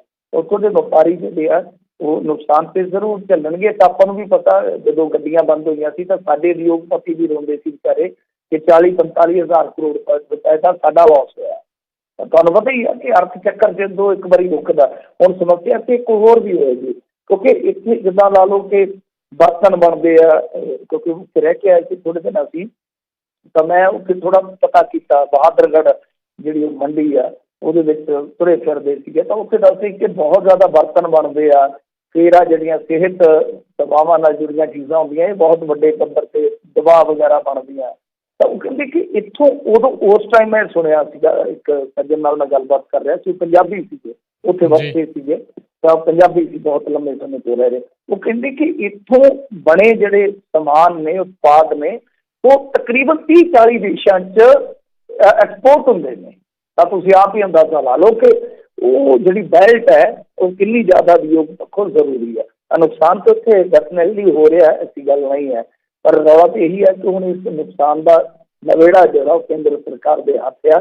ਇੱਧਰ ਤੁਹਾਨੂੰ ਪਤਾ ਹੀ ਹੈ ਕਿ ਜੀਓ ਵਾਲਿਆਂ ਤੱਕ ਦਾ ਵੀ ਨੁਕਸਾਨ ਹੋਇਆ, ਨੁਕਸਾਨ ਤੇ ਫਿਰ ਹੋਣਾ ਹੀ ਹੈ, ਕਿਉਂਕਿ ਖੁਦ ਪੰਜਾਬ ਨੇ ਬਹੁਤ ਵੱਡਾ ਨੁਕਸਾਨ ਚੱਲਿਆ ਪਹਿਲਾਂ ਕਰੋਨਾ ਕਰਕੇ, ਉਸ ਤੋਂ ਬਾਅਦ ਯਕਦਮ ਇਹ ਵਿਪਤਾ ਪੈ ਗਈ। ਮੈਂ ਜਿਵੇਂ ਤੁਹਾਨੂੰ ਦੱਸਿਆ ਕਿ ਸਾਡੀ ਇੰਡਸਟਰੀ ਪਹਿਲਾਂ ਹੀ ਲੁੱਟੀ ਪੁੱਟੀ ਪਈ ਸੀਗੀ, ਉਹਦੇ ਵਿੱਚ ਵੀ 40-45 ਹਜ਼ਾਰ ਕਰੋੜ ਰੁਪਏ ਦਾ ਲਾਸ ਜਿਹੜਾ ਉਹ ਗੱਡੀਆਂ ਨਾ ਚੱਲਣ ਕਰਕੇ ਹੋਇਆ ਦੱਸਦੇ ਆ। ਆਪਣੇ ਆਪ ਦੇ ਵਿੱਚ ਕਹਿ ਸਕਦੇ ਹੋ ਤੁਸੀਂ ਕਿ ਕਿੰਨਾ ਜ਼ਿਆਦਾ ਨੁਕਸਾਨ ਉਹਨਾਂ ਕਾਨੂੰਨਾਂ ਨੇ ਕਰ ਦਿੱਤਾ, ਜਿਹੜੇ ਕਾਨੂੰਨਾਂ ਕਰਕੇ ਅੰਦੇਸ਼ਾ ਹੈ ਕਿ ਕਿਸਾਨਾਂ ਦਾ ਬਹੁਤ ਜ਼ਿਆਦਾ ਨੁਕਸਾਨ ਕਰਨਗੇ। ਤਾਂ ਕਈ ਹਜ਼ਾਰ ਕਰੋੜ ਦਾ ਤਾਂ ਨਹੀਂ, ਹੁਣ ਮੈਂ ਕਹੂੰਗਾ ਕਿ ਕਈ ਲੱਖ ਕਰੋੜ ਰੁਪਏ ਦਾ ਇਹ ਨੁਕਸਾਨ ਕਰ ਚੁੱਕਿਆ, ਹਾਲੇ ਪਤਾ ਨਹੀਂ ਕਿੰਨਾ ਕੁ ਕਰਨਾ ਹੈ। ਜੀ ਜੀ ਬਿਲਕੁਲ। ਅਗਲੀ ਗੱਲ ਕਰੀਏ, ਰਵਨੀਤ ਬਿੱਟੂ ਨੇ ਕਿਸਾਨ ਆਗੂਆਂ ਤੇ ਫੇਰ ਕੱਸਿਆ ਨਿਸ਼ਾਨਾ। ਦੇਖੋ ਰਵਨੀਤ ਬਿੱਟੂ ਪਤਾ ਨਹੀਂ ਕਿਸ ਲਹਿਜੇ ਨਾਲ ਚੱਲ ਰਹੇ ਨੇ, ਜੰਤਰ ਮੰਤਰ ਤੇ ਬੈਠੇ ਆ ਗਵੇਲੇ ਰੱਖ ਕੇ, ਤਾਂ ਹੁਣ ਇਹ ਲਗਾਤਾਰ ਹੀ ਵੀਡੀਓ ਪਾ ਰਹੇ, ਇੰਟਰਵਿਊ ਦੇ ਰਹੇ ਆ। ਦੇਖੋ ਗੱਲ ਜਿਹੜੀ ਹੈ ਉਹ ਹੋਈ ਤੇ ਮੁੱਕੀ। ਅੱਜ ਵੀ ਦੀਪ ਸਿੱਧੂ ਕੱਲ੍ਹ ਵੀ ਜਿਸ ਤਰ੍ਹਾਂ ਬੋਲਿਆ, ਸਮਝ ਨਹੀਂ ਆਈ ਮੈਨੂੰ ਕਿ ਇੰਨੇ ਜ਼ਿਆਦਾ ਤੁਸੀਂ ਕੁਰਖਤ ਸ਼ਬਦ ਇਸਤੇਮਾਲ ਕਰਦੇ ਹੋ ਕਿਸੇ ਪ੍ਰਤੀ। ਠੀਕ ਆ, ਤੁਹਾਡੇ ਵਿਚਾਰਕ ਮਤਭੇਦ ਹੋ ਸਕਦੇ, ਪਰ ਉਮਰ ਦੇ ਲਿਹਾਜ਼ ਨਾਲ ਰਾਜੇਵਾਲ ਹੋਰੀ ਬਹੁਤ ਵੱਡੇ ਆਗੂ ਹੈ, ਬਹੁਤ ਵੱਡੀ ਉਮਰ ਹੈ, ਉਮਰ ਦਰਾਜ਼ ਹੈ, ਇੱਜ਼ਤ ਦੇਣੀ ਚਾਹੀਦੀ ਹੈ। ਅਸੀਂ ਵੀ ਫਿਰ ਇਕੱਠੇ ਲਾ ਲਾਂਗੇ, ਦੇਖਾਂਗੇ ਤਾਂ ਕਿਹਦੀ ਖਾਕੀ ਨਿਕਲਦੀ ਹੈ, ਕਿਹਦੀ ਲਾਲ, ਇਹ ਚੀਜ਼ਾਂ ਸੋਭਦੀਆਂ ਨਹੀਂ ਹੈ। ਤਾਂ ਹੁਣ ਜਦੋਂ ਗੱਲ ਹੋਈ ਨਿਬੜੀ ਤਾਂ ਉਹਨੇ ਮਾਫੀ ਮੰਗ ਲਈ, ਕੀ ਲੋੜ ਸੀ ਦੁਬਾਰਾ ਵੀਡੀਓ ਪਾਈ ਜਾ ਰਹੇ ਨੇ। ਫਿਰ ਹੁਣ ਰਵਨੀਤ ਬਿੱਟੂ ਦਾ ਵੀ ਇਹੋ ਆ ਕਿ ਚਲੋ ਗੱਲ ਹੋਈ ਨਿਬੜੀ, ਆਖਿਰ ਇਹ ਕੌਣ ਹੁੰਦੇ ਆ, ਫਲਾਂ ਟਮਕਾ, ਉਸੇ ਚੀਜ਼ ਨੂੰ ਲੈ ਕੇ ਨਿਸ਼ਾਨ ਸਾਹਿਬ ਵਾਲੀ ਉਹੀ ਜਿਹੜੀ ਚੱਲਦੀ ਪਈ ਹੈ ਕੰਟਰੋਵਰਸੀ, ਤਾਂ ਉਹਦੇ ਵਿੱਚ ਇਹ ਵੀ ਕੁੱਟ ਪਏ ਆ ਕਿ ਹਾਂ ਇਹਨਾਂ ਨੇ ਗੱਲ ਕਿਵੇਂ ਕਹੀ ਹੈ, ਜਦ ਉਹਨਾਂ ਨੇ ਮਾਫੀ ਮੰਗ ਲਈ, ਯਾਰ ਗੱਲ ਖਤਮ ਹੋ ਗਈ। ਉਸ ਤੋਂ ਬਾਅਦ ਡੱਲੇਵਾਲ ਸਾਹਿਬ ਨੇ ਅੱਡ ਸਫਾਈ ਦਿੱਤੀ ਆ, ਮੇਰੇ ਖਿਆਲ ਦੇ ਨਾਲ ਰੋਜੂ ਸਿੰਘ ਮਾਨਸਾ ਨੇ ਅੱਜ ਉਹਨਾਂ ਕਿਹਾ ਕੀ ਹੋ ਗਿਆ, ਕੋਈ ਗੱਲ ਨਹੀਂ ਹੈ, ਕੋਈ ਗਲਤ ਗੱਲ ਨਹੀਂ ਹੈ। ਰਾਜੇਵਾਲ ਆਪਣੇ ਬੱਚਿਆਂ ਨੂੰ ਸਮਝਾ ਰਹੇ ਸਨ, ਉਮਰ ਦਰਾਜ਼ ਨੇ, 80 ਸਾਲ ਉਹਨਾਂ ਦੀ ਉਮਰ ਆ, ਹੋ ਸਕਦਾ ਉਹ ਗਲਤ ਕਹਿ ਗਏ ਹੋਣ, ਤੇ ਕਿੱਡੀ ਕੋਈ ਗੱਲ ਹੈ, ਮਾਫੀ ਮੰਗ ਲੈਂਦੇ ਹਾਂ। ਤਾਂ ਕੋਈ ਆਪਣੇ ਛੋਟਿਆਂ ਨੂੰ ਕਹਿੰਦਾ ਹੋਇਆ ਗਲਤ ਵੀ ਹੋ ਸਕਦਾ, ਐਸੀ ਗੱਲ ਨਹੀਂ ਹੈ। ਦੇਖੋ ਕਿੱਡੀ ਵੱਡੀ ਗੱਲ ਹੈ, ਕਿੱਡਾ ਵੱਡਾਪਨ ਹੈ ਕਿ ਬਜ਼ੁਰਗ ਮਾਫੀ ਮੰਗ ਰਹੇ ਆ। ਹੋਰ ਦੱਸੋ ਕੀ ਕੀਤਾ ਜਾ ਸਕਦਾ ਹੈ, ਜਦ ਕਿ ਨਿਹੰਗ ਸਿੰਘਾਂ ਨੇ ਕੋਈ ਇਤਰਾਜ਼ ਨਹੀਂ ਜਤਾਇਆ, ਮੇਰੇ ਖਿਆਲ ਦੇ ਨਾਲ ਉਹਨਾਂ 'ਚੋਂ ਕੋਈ ਬੰਦਾ ਨਹੀਂ ਬੋਲਿਆ, ਕਿਸੇ ਨੇ ਕੋਈ ਇਤਰਾਜ਼ ਨਹੀਂ ਜਤਾਇਆ, ਕਿਸੇ ਨੇ ਕੋਈ ਇਤਰਾਜ਼ ਨਹੀਂ ਜਤਾਇਆ, ਕਿਸੇ ਨੇ ਕੋਈ ਉਜ਼ਰ ਨਹੀਂ ਜਤਾਇਆ ਕਿ ਹਾਂ ਭਾਈ ਹਾਂ ਕਿਉਂ ਬੋਲੇ, ਜਦੋਂ ਕਿਉਂਕਿ ਉਹਨਾਂ ਨੇ ਮਾਫੀ ਮੰਗ ਲਈ, ਪਰ ਬੋਲਣ ਦਾ ਕੋਈ ਮਤਲਬ ਕੋਈ ਮਾਇਨਾ ਰਹਿ ਜਾਂਦਾ। ਰਵਨੀਤ ਬਿੱਟੂ ਅੱਡ, ਦੇਖੋ ਰਵਨੀਤ ਬਿੱਟੂ ਹੋਵੇ ਚਾਹੇ ਦੂਸਰਾ ਤੀਸਰਾ ਕੋਈ ਵੀ ਹੋਵੇ, ਹੁਣ ਜਦੋਂ ਇਹਨਾਂ ਚੀਜ਼ਾਂ ਨੂੰ ਵਾਰ-ਵਾਰ ਰਿਪੀਟ ਕਰ ਰਿਹਾ, ਜਦ ਕਿ ਉਹ ਗੱਲਾਂ ਨਿਬੜ ਗਈਆਂ, ਜਿਹੜੇ ਅੰਦੋਲਨ 'ਚ ਲੋਕ ਬੈਠੇ ਆ ਉਹਨਾਂ ਨੇ ਗੱਲ ਛੱਡ ਦਿੱਤੀ। ਸਾਡਾ ਹੱਕ ਹੀ ਨਹੀਂ ਬਣਦਾ ਅਸੀਂ ਬਾਹਰ ਬੈਠੇ ਇਹੋ ਜਿਹੀਆਂ ਗੱਲਾਂ ਕਰੀਏ, ਜਿਹੜੇ ਲੋਕ ਉੱਥੇ ਠੰਡ 'ਚ ਕਰ ਰਹੇ ਨੇ, ਜਾਂ ਤਾਂ ਉਹ ਕਹਿਣ ਕਿ ਹਾਂ ਭਾਈ ਅਸੀਂ ਤੇ ਰਾਜੇਵਾਲ ਤੋਂ ਨੱਕ ਨਾਲ ਨਕੀਰਾਂ ਕਢਾਉਣੀਆਂ, ਫਿਰ ਤਾਂ ਅਸੀਂ ਵੀ ਕਹੀਏ ਯਾਰ ਜੋ ਉਹਨਾਂ ਦੀ ਮੰਗ ਹੈ। ਉਹ ਤਾਂ ਆਪਣੇ ਨੇਤਾਵਾਂ ਨੂੰ ਠੀਕ ਹੈ, ਗੱਲ ਕੋਈ ਹੋਈ ਤਾਂ ਗੱਲ ਕਹਿੰਦੇ ਕਿ ਨਿਬੜ ਗਈ, ਅਸੀਂ ਐਵੇਂ ਬਾਹਰ ਬੈਠੇ ਕਿੱਲੀ ਜਾਈਏ, ਉਹਦਾ ਕੀ ਤੁੱਕ ਬਣਦਾ, ਮੈਨੂੰ ਤਾਂ ਸਮਝ ਨਹੀਂ ਆਉਂਦੀ। ਤਾਂ ਜਦ ਤੁਸੀਂ ਵਾਰ-ਵਾਰ ਇਹਨਾਂ ਚੀਜ਼ਾਂ ਨੂੰ ਉਭਾਰ ਰਹੇ ਹੋ ਤਾਂ ਤੁਸੀਂ ਕਿਹਦੇ ਹੱਕ 'ਚ ਭੁਗਤ ਰਹੇ ਹੋ? ਕਿਉਂਕਿ ਜਿਵੇਂ ਆਪਾਂ ਪਿੱਛੇ ਗੱਲ ਕਰਕੇ ਆਏ ਹਾਂ ਕਿ ਮਤਭੇਦਾਂ ਨੂੰ ਵਧਾ ਚੜਾ ਕੇ ਪੇਸ਼ ਕਰਨਾ 10 ਨੁਕਾਤੀ ਪ੍ਰੋਗਰਾਮ ਦਾ, ਤਾਂ ਤੁਸੀਂ ਕਿਹਦੇ ਹੱਕ 'ਚ ਭੁਗਤ ਰਹੇ ਹੋ? ਇਹ ਤੁਹਾਨੂੰ ਤੈਅ ਕਰਨਾ ਪਊਗਾ ਕਿ ਤੁਸੀਂ ਇਸ ਤਰ੍ਹਾਂ ਵਾਰ-ਵਾਰ ਕਰਕੇ, ਠੀਕ ਆ ਕੋਈ ਗੱਲ ਆਈ ਹੋਈ ਤੁਸੀਂ ਰਿਐਕਟ ਕੀਤਾ, ਆਪਾਂ ਵੀ ਐਨਾਲਿਸਿਸ ਕਰਦੇ ਹਾਂ, ਆਪਾਂ ਵੀ ਗੱਲਬਾਤ ਕਰਦੇ, ਆਪਾਂ ਵੀ ਇਨਫੋਰਮੇਸ਼ਨ ਦਿੰਦੇ ਹਾਂ ਆਪਣੀ ਆਡੀਅੰਸ ਨੂੰ, ਆਪਣੇ ਸਰੋਤਿਆਂ ਨੂੰ। ਵਾਰ-ਵਾਰ ਅਸੀਂ ਇੱਕ ਖਬਰ ਨੂੰ ਵੱਖ-ਵੱਖ ਤਰੀਕੇ ਨਾਲ ਉਹਨੂੰ ਦੱਸੀਏ, ਉਹਨੂੰ ਮਸਾਲਾ ਲਾ ਕੇ ਤਾਂ ਸਾਡੇ ਸਰੋਤੇ ਸਾਡੇ ਪਰਿਵਾਰ ਦੇ ਜਿਹੜੇ ਜੀਅ ਨਾਲ ਦੀ ਨਾਲ ਬੁੱਝ ਜਾਣਗੇ ਕਿ ਜਾਣ-ਬੁੱਝ ਕੇ ਕੀਤਾ ਜਾ ਰਿਹਾ ਹੈ, ਇਹ ਏਜੰਡੇ ਤਹਿਤ ਕੀਤਾ ਜਾ ਰਿਹਾ ਹੈ। ਜਾਂ ਅਸੀਂ ਜੇ ਬਾਰ-ਬਾਰ ਇਸ ਤਰ੍ਹਾਂ ਨਾ ਵੀ ਭਾਵਨਾ ਰੱਖ ਕੇ ਕਰੀਏ, ਪਰ ਉਹ ਭੁਗਤੇਗਾ ਕਿਸ ਹੱਕ ਦੇ ਵਿੱਚ। ਸਾਨੂੰ ਉਸ ਤੋਂ ਪਰੇ ਦੀ ਗੱਲ ਹੈ ਕਿ ਇਹਨਾਂ ਲੀਡਰਾਂ ਨੂੰ ਕਿਉਂ ਨਹੀਂ ਲੱਗਦੀ। ਫਿਰ ਦੇਖੋ ਕਿੰਨੀਆਂ ਬੇਤੁਕੀਆਂ ਗੱਲਾਂ। ਆਖਿਰ ਜੀ ਇਹ ਕਿਸਾਨ ਆਗੂ ਜਿਹੜੇ ਆ ਉਹ ਹੋਟਲਾਂ 'ਚ ਰਾਤ ਨੂੰ ਠਹਿਰ ਤੇ ਦੱਸੋ ਹੁਣ ਕੀ ਆ, ਜੇ ਮਤਲਬ ਕਿ ਇੱਥੇ ਸੜਕ ਤੇ ਸੌ ਜਾਣਗੇ ਤੇ ਫਿਰ ਕੀ ਹੋ ਜਾਊਗਾ।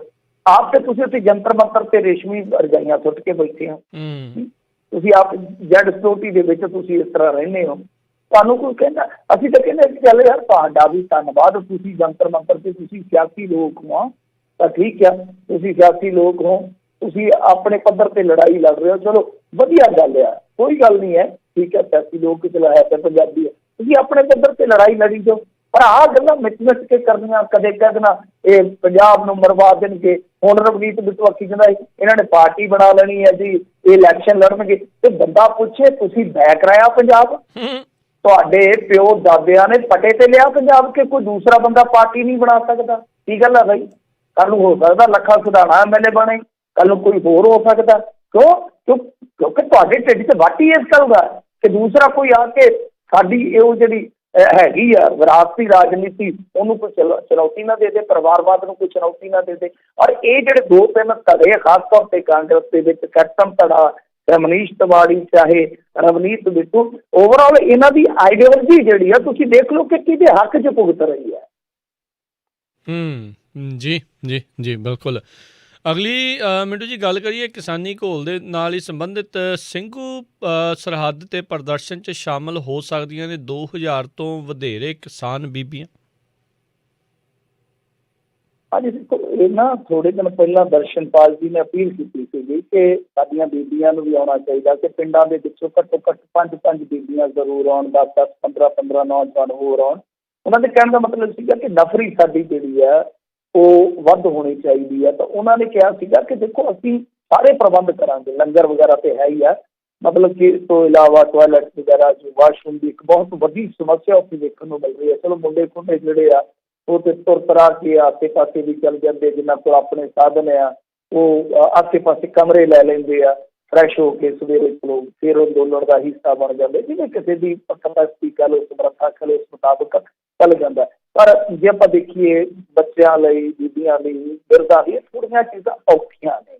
ਵੈਸੇ ਵੀ ਜੇ ਸਧਾਰਨ ਬੰਦਾ ਜਾਂਦਾ, ਗਰੀਬ ਬੰਦਾ, ਉਹ ਆਸੇ ਪਾਸੇ ਕਮਰਾ ਨਹੀਂ ਲੈ ਕੇ ਰਹਿ ਸਕਦਾ, ਉਹ ਪੰਡਾਲ 'ਚ ਹੀ ਰਹੇਗਾ। ਤਾਂ ਇਹ ਇੱਕ ਬੁਨਿਆਦੀ ਕਹਿ ਲਓ ਜੀ ਇੱਕ ਲੋੜ ਹੁੰਦੀ ਹੈ। ਸੋ ਇਸ ਕਰਕੇ ਇਹਨਾਂ ਨੇ ਕਿਹਾ ਸੀਗਾ ਕਿ ਅਸੀਂ ਇਹ ਸਾਰੇ ਪ੍ਰਬੰਧ ਕਰਾਂਗੇ, ਮਤਲਬ ਕਿ ਘਬਰਾਓ ਨਾ, ਇਹ ਸਾਰੇ ਪ੍ਰਬੰਧ ਅਸੀਂ ਕਰ ਰਹੇ ਹਾਂ ਜਾਂ ਕਰ ਦੇਵਾਂਗੇ। ਤਾਂ ਉਸ ਤੋਂ ਬਾਅਦ ਹੁਣ ਦੱਸਿਆ ਜਾ ਰਿਹਾ ਕਿ 2000 ਤੋਂ ਵੱਧ ਬੀਬੀਆਂ ਦਾ ਜਿਹੜਾ ਜੱਥਾ ਹੈ ਉਹ ਅਗਲੇ ਕੁਝ ਦਿਨਾਂ 'ਚ ਉੱਥੇ ਪਹੁੰਚ ਸਕਦਾ।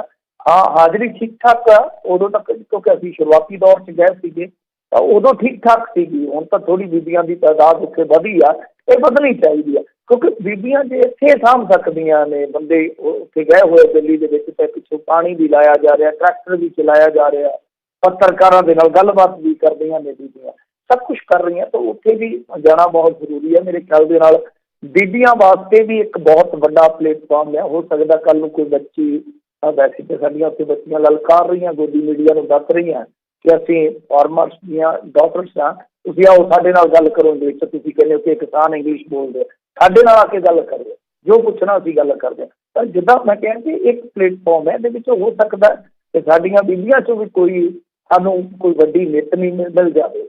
ਇਹ ਜ਼ਰੂਰੀ ਹੈ, ਕਿਉਂਕਿ ਅੱਜ ਤੱਕ ਅਸੀਂ ਦੇਖਿਆ ਕਿ ਐਜੂਕੇਸ਼ਨ ਜਿਹੜੇ ਆ ਸਾਡੇ ਜੋ ਲੜੇ ਗਏ ਆ ਇਤਿਹਾਸਕ ਤੌਰ 'ਤੇ ਵੇਖੀਏ ਤਾਂ ਬਹੁਤ ਵੱਡੇ ਵੱਡੇ ਐਜੂਕੇਸ਼ਨ ਲੜੇ ਆ ਪੰਜਾਬ ਨੇ ਕਿਸਾਨੀ ਦੇ, ਤਾਂ ਉਹਨਾਂ ਦੇ ਵਿੱਚ ਇੱਕ ਸੀਮਤ ਭੂਮਿਕਾ ਜ਼ਰੂਰ ਹੈ ਜ਼ਰੂਰ ਹੈ, ਪਰ ਇੱਕ ਸੀਮਤ ਹੈ। ਤਾਂ ਇਹ ਜਿਹੜੀ ਸੀਮਤ ਭੂਮਿਕਾ ਇਹਨੂੰ ਹੁਣ ਵਿਆਪਕਤਾ ਦੇ ਵਿੱਚ ਲਿਜਾਣ ਦੀ ਜ਼ਰੂਰਤ ਹੈ। ਸ਼ਹੀਨ ਬਾਗ ਦਾ ਮੋਰਚਾ ਤੁਹਾਨੂੰ ਪਤਾ ਹੀ ਹੈ, ਜਦ ਤੱਕ ਰਿਹਾ ਉਹਦੀ ਹੋਣ ਦੀ ਬੁਨਿਆਦ ਕੌਣ ਸੀ? ਔਰਤਾਂ, ਜਨਾਨੀਆਂ।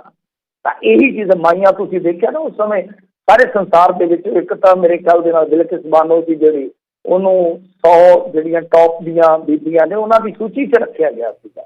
ਮੇਰੇ ਕਹਿਣ ਦਾ ਮਤਲਬ ਹੈ ਹੁਣ ਜ਼ਮਾਨਾ ਇਹੋ ਆ ਗਿਆ ਕਿ ਤੁਸੀਂ ਬੀਬੀਆਂ ਨੂੰ ਸਿਆਸਤ ਤੋਂ ਜਾਂ ਇਹੋ ਜਿਹੀਆਂ ਲਹਿਰਾਂ ਤੋਂ ਪਾਸੇ ਨਹੀਂ ਜੇ ਰੱਖ ਸਕਦੇ। ਤਾਂ ਮੇਰੇ ਖਿਆਲ ਦੇ ਨਾਲ ਬਹੁਤ ਵਧੀਆ ਕਦਮ, ਉਚਿਤ ਕਦਮ ਆ ਜੋ ਬੀਬੀਆਂ ਜਾ ਸਕਦੀਆਂ ਨੇ। ਹਾਂ, ਉਹਨਾਂ ਵਾਸਤੇ ਪ੍ਰਬੰਧ ਪੁਖਤਾ ਹੋਣੇ ਚਾਹੀਦੇ ਆ। ਜੀ ਜੀ। ਅਗਲੀ ਮਿੰਟੂ ਜੀ ਗੱਲ ਕਰੀਏ, ਕਹਿੰਦੇ ਇਸ ਵਾਰ ਨਹੀਂ ਹੋਵੇਗਾ ਸੰਸਦ ਦਾ ਸਰਦ ਰੁੱਤ ਦਾ ਇਜਲਾਸ ਤੇ ਅਜੇ ਡੈਮੋਕ੍ਰੇਸੀ ਜਿੰਦਾ ਹੈ। ਪਤਾ ਨਹੀਂ ਜੀ ਜਿੰਦਾ ਹੈ ਜਾਂ ਨਹੀਂ ਹੈ, ਪਰ ਕਦੇ ਕਦੇ ਸ਼ੱਕ ਜਿਹਾ ਹੁੰਦਾ ਕਿ ਡੈਮੋਕ੍ਰੇਸੀ ਸਾਡੀ ਜਿਹੜੀ ਹੈ ਉਹ ਡਰਾਮਾਕ੍ਰੇਸੀ ਕਿਉਂ ਬਣਦੀ ਜਾ ਰਹੀ ਹੈ। ਕਿਉਂਕਿ ਹਵਾਲਾ ਜਿਹੜਾ ਦਿੱਤਾ ਗਿਆ ਵਾ ਉਹ ਦਿੱਤਾ ਗਿਆ ਕਰੋਨਾ ਦਾ, ਕਿ ਕਰੋਨਾ ਦਾ ਕਹਿਰ ਹੈ। ਅਸਲ ਦੇ ਵਿੱਚ ਕਰੋਨਾ ਨਹੀਂ, ਇਹ ਕਿਰਸਾਨਾਂ ਦਾ ਰੋਣਾ ਹੈ ਨਾ ਜਿਹੜਾ, ਉਹ ਹੀ ਇਹਨਾਂ ਨੂੰ ਡਰਾ ਰਿਹਾ, ਉਹ ਡਰਾ ਰਿਹਾ ਮੇਰੇ ਖਿਆਲ ਦੇ ਨਾਲ। ਕਿਉਂਕਿ ਇਹਨਾਂ ਨੂੰ ਪਤਾ ਵਾ ਕਿ ਸੰਸਦ ਦੇ ਵਿੱਚ ਅੱਗੇ ਜਿਸ ਤਰ੍ਹਾਂ ਬਿੱਲ ਪਾਸ ਕਰਾਏ, ਖਾਸ ਤੌਰ ਤੇ ਰਾਜ ਸਭਾ ਦੇ ਵਿੱਚ ਹੁਣ ਬਹੁਤ ਜ਼ਿਆਦਾ ਸਾਨੂੰ ਉੱਥੇ ਘੇਰਿਆ ਜਾਊਗਾ, ਔਰ ਹੋ ਸਕਦਾ ਕਿ ਫਿਰ ਸੰਸਦ ਮੈਂਬਰਾਂ ਤੇ ਵੀ ਬਹੁਤ ਵੱਡਾ ਦਬਾਅ ਆ ਜਾਵੇ। ਕਿਉਂਕਿ ਹੁਣ ਦੇਖੋ, ਪੂਰੇ ਦੇਸ਼ ਦਾ ਕਿਸਾਨ ਦਿੱਲੀ ਨਹੀਂ ਪਹੁੰਚ ਸਕਦਾ। ਇਸ ਚੀਜ਼ ਨੂੰ ਫੋਲੋ ਕਰੋ, ਇਸ ਚੀਜ਼ ਨੂੰ ਸਮਝੋ। ਉੜੀਸਾ ਦਾ ਗਰੀਬ ਕਿਸਾਨ ਕਿਵੇਂ, ਜਿਹਦੇ ਕੋਲ ਪਾਟੀ ਲੰਗੋਟੀ ਹੈ, ਜਿਹਦੇ ਕੋਲ ਟੁੱਟੀ ਜੁੱਤੀ ਹੈ, ਉਹ ਕਿਵੇਂ ਆ ਜਾਊਗਾ। ਸਾਡੇ ਕੋਲ ਸਹੂਲਤਾਂ, ਸਾਡੇ ਕੋਲ ਸਰਮਾਇਆ ਹੈ, ਪੰਜਾਬੀਆਂ ਦੇ ਕੋਲ ਖੁਸ਼ਹਾਲੀ ਹੈ, ਸਾਡੇ ਕੋਲ ਠੀਕ ਹੈ, ਤੰਗੀਆਂ ਤੁਰਸ਼ੀਆਂ ਹੈਗੀਆਂ, ਸਾਡੇ ਕੋਲ ਵੀ ਔਂਕੜਾਂ ਵਿਸਤਾਵਾਂ ਘੱਟ ਨਹੀਂ ਹੈ ਕਿਸਾਨੀ ਦੀਆਂ, ਪਰ ਫਿਰ ਵੀ ਸਾਡੇ ਕਿਸਾਨ ਪੂਰੇ ਦੇਸ਼ ਤੋਂ ਜ਼ਿਆਦਾ ਖੁਸ਼ਹਾਲ ਨੇ, ਪੂਰੇ ਦੇਸ਼ ਤੋਂ। ਉਹਨਾਂ ਦੇ ਕੋਲ ਵੱਡੇ ਵੱਡੇ ਟਰੈਕਟਰ ਨੇ, ਉਹਨਾਂ ਦੇ ਕੋਲ ਵੱਡੀਆਂ ਵੱਡੀਆਂ ਗੱਡੀਆਂ ਨੇ, ਫੋਰਚੂਨਰ ਗੱਡੀਆਂ ਤੇ ਕਿਸਾਨ ਜਾਂਦੇ ਆ ਦਿੱਲੀ ਦੇ ਵਿੱਚ। ਇਹ ਕੋਈ ਛੋਟੀ ਗੱਲ ਨਹੀਂ ਹੈ, ਸਧਾਰਨ ਗੱਲ ਨਹੀਂ ਹੈ। ਪਰ ਇੱਕ ਝਾਰਖੰਡ ਦਾ ਕਿਸਾਨ ਕਿਵੇਂ ਆ ਸਕਦਾ ਜਿਹਦੀ ਆਮਦਨ ਸਾਡੇ ਨਾਲੋਂ ਮੇਰੇ ਖਿਆਲ ਦੇ ਨਾਲ 4-5 ਗੁਣਾ ਘੱਟ ਆ ਸਾਲਾਨਾ ਆਮਦਨ। ਇਹ ਫਰਕ ਹੈ। ਹੁਣ ਗੱਲ ਇਹ ਹੈ ਕਿ ਉਹ ਕਿਸਾਨ ਨਹੀਂ ਆ ਸਕਦਾ, ਪਰ ਉਹ ਕਿਸਾਨ ਆਪਣੇ ਮੈਂਬਰ ਪਾਰਲੀਮੈਂਟ ਨੂੰ ਜ਼ਰੂਰ ਕਹੇਗਾ ਕਿ ਭਾਈ ਤੂੰ ਮੇਰੀ ਗੱਲ ਕਰਕੇ ਆਇਆ ਗੱਲ। ਇਸ ਚੀਜ਼ ਦਾ ਕਿਤੇ ਨਾ ਕਿਤੇ ਦਬਾਅ ਰਹਿਣਾ ਸੀਗਾ ਕਿ ਜਿਹੜੇ ਮੈਂਬਰ ਪਾਰਲੀਮੈਂਟ ਆ ਉਹਨਾਂ ਨੂੰ ਵੀ ਬੋਲਣਾ ਪੈਂਦਾ ਜਾਂ ਚੁੱਪ ਰਹਿਣਾ ਪੈਂਦਾ, ਉਹਨਾਂ ਦਾ ਪਤਾ ਲੱਗਦਾ, ਐਕਸਪੋਜ਼ ਹੁੰਦੇ ਕਿ ਉਹ ਪਿੱਤਰ ਖੜਦੇ ਆ। ਇਹੀ ਚੀਜ਼ ਸੀ, ਇਹੀ ਕਹਾਣੀ ਹੈ ਮੇਰੇ ਖਿਆਲ ਦੇ ਨਾਲ ਲੱਗਦਾ ਕਿ ਉਹ, ਕਿਉਂਕਿ ਦੇਖੋ ਜਦੋਂ ਇਹਨਾਂ ਨੇ ਬਿੱਲ ਪਾਸ ਕਰਾਉਣੇ ਸੀ ਉਦੋਂ ਤੇ ਕਰੋਨਾ ਦੇ ਕੇਸ ਹੀ ਬੜੇ ਸੀ। ਹੁਣ ਤੇ 30,000 ਤੋਂ ਥੱਲੇ ਹੋ ਗਏ ਇੰਡੀਆ ਦੇ ਕੇਸ ਰੋਜ਼ਾਨਾ ਦੇ, ਰੋਜ਼ਮर्रा ਦੇ। ਉਦੋਂ ਤਾਂ ਮੇਰੇ ਖਿਆਲ ਦੇ ਨਾਲ ਅਸੀਂ 80-90,000 ਵਾਲੀ ਲਾਈਨ ਦੇ ਵਿੱਚ ਫਿਰਦੇ ਸੀਗੇ। ਹੁਣ ਕਰੋਨਾ ਘਟਿਆ ਕਿ ਵਧੀਆ। ਨਾਲੇ ਕਰੋਨਾ ਬਾਰੇ ਤੇ ਮੈਂ ਕਹਿੰਦਾ ਕਿ ਸਾਇੰਸ ਨੂੰ ਹੀ ਸੋਚਾਂ ਦੇ ਵਿੱਚ ਪਾ ਦਿੱਤਾ ਕਿਸਾਨਾਂ ਨੇ। ਦੱਸਦੇ ਆ ਕਿ ਹੁਣ ਤਾਂ ਮਿਲੀਅਨ ਦੇ ਕਰੀਬ ਗਿਣਤੀ ਹੈ ਨਾ ਕਿ ਉਹ ਕਿਸਾਨ ਜਿਹੜੇ ਟੋਟਲ ਬੈਠੇ ਆ ਸੜਕਾਂ 'ਤੇ। ਤਾਂ ਤੁਸੀਂ ਦੱਸੋ ਵੀ 20 ਦਿਨ ਤੇ ਦਿੱਲੀ ਦੇ ਵਿੱਚ ਹੀ ਹੋ ਗਏ ਆ ਨਾ, 3 ਮਹੀਨੇ ਹੋ ਗਏ ਆ ਇੱਥੇ ਪੰਜਾਬ ਦੇ ਸੜਕਾਂ 'ਤੇ ਬੈਠੇ ਕਿਸਾਨ ਨੂੰ। ਇੱਕ ਵੀ ਕਿਸਾਨ ਨੂੰ ਕਰੋਨਾ ਹੋਇਆ ਤੇ ਇੱਕ ਨੂੰ ਵੀ ਨਾ ਕੋਈ ਡਿਸਟੈਂਸਿੰਗ, ਨਾ ਕੋਈ ਉੱਥੇ ਉਦੋਂ ਪ੍ਰਬੰਧ ਸੀਗਾ। ਮਾਸਕ ਉਂਝ ਹੀ ਨਹੀਂ ਪਾਉਂਦੇ ਪੰਜਾਬੀ, ਤੁਹਾਨੂੰ ਪਤਾ।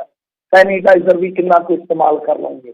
ਤਾਂ ਕਮਾਲ ਦੀ ਗੱਲ ਇਹ ਆ ਕਿ ਦਿੱਲੀ ਦੇ ਵਿੱਚ ਬੈਠੇ ਕਿਸਾਨ ਜਿਹੜੇ ਆ ਉਹਨਾਂ 'ਚ ਕਿਸੇ ਨੂੰ ਕਰੋਨਾ ਨਹੀਂ ਹੋਇਆ, ਨਾਲੇ ਲੱਖਾਂ ਦੀ ਤਾਦਾਦ 'ਚ ਬੈਠੇ ਆ। ਇਹ ਕਹਿੰਦੇ ਜੀ ਨਹੀਂ, ਕਰੋਨਾ ਕਰਕੇ ਅਸੀਂ ਇਹ ਸਰਦ ਰੁੱਤ ਦਾ ਸੈਸ਼ਨ ਜਿਹੜਾ ਨਹੀਂ ਬੁਲਾ ਸਕਦੇ, ਜਦ ਕਿ ਇਹਨਾਂ ਨੇ ਉਦੋਂ ਬੁਲਾ ਕੇ ਸੈਸ਼ਨ ਇਹ ਬਿੱਲ ਪਾਸ ਕਰਾ ਲਏ ਜਦੋਂ ਹਜ਼ਾਰਾਂ ਦੀ ਗਿਣਤੀ, ਹੁਣ ਦੇ ਕੇਸਾਂ ਦੇ ਮੁਕਾਬਲੇ ਹਜ਼ਾਰਾਂ ਦੀ ਗਿਣਤੀ ਵੱਧ ਸੀ।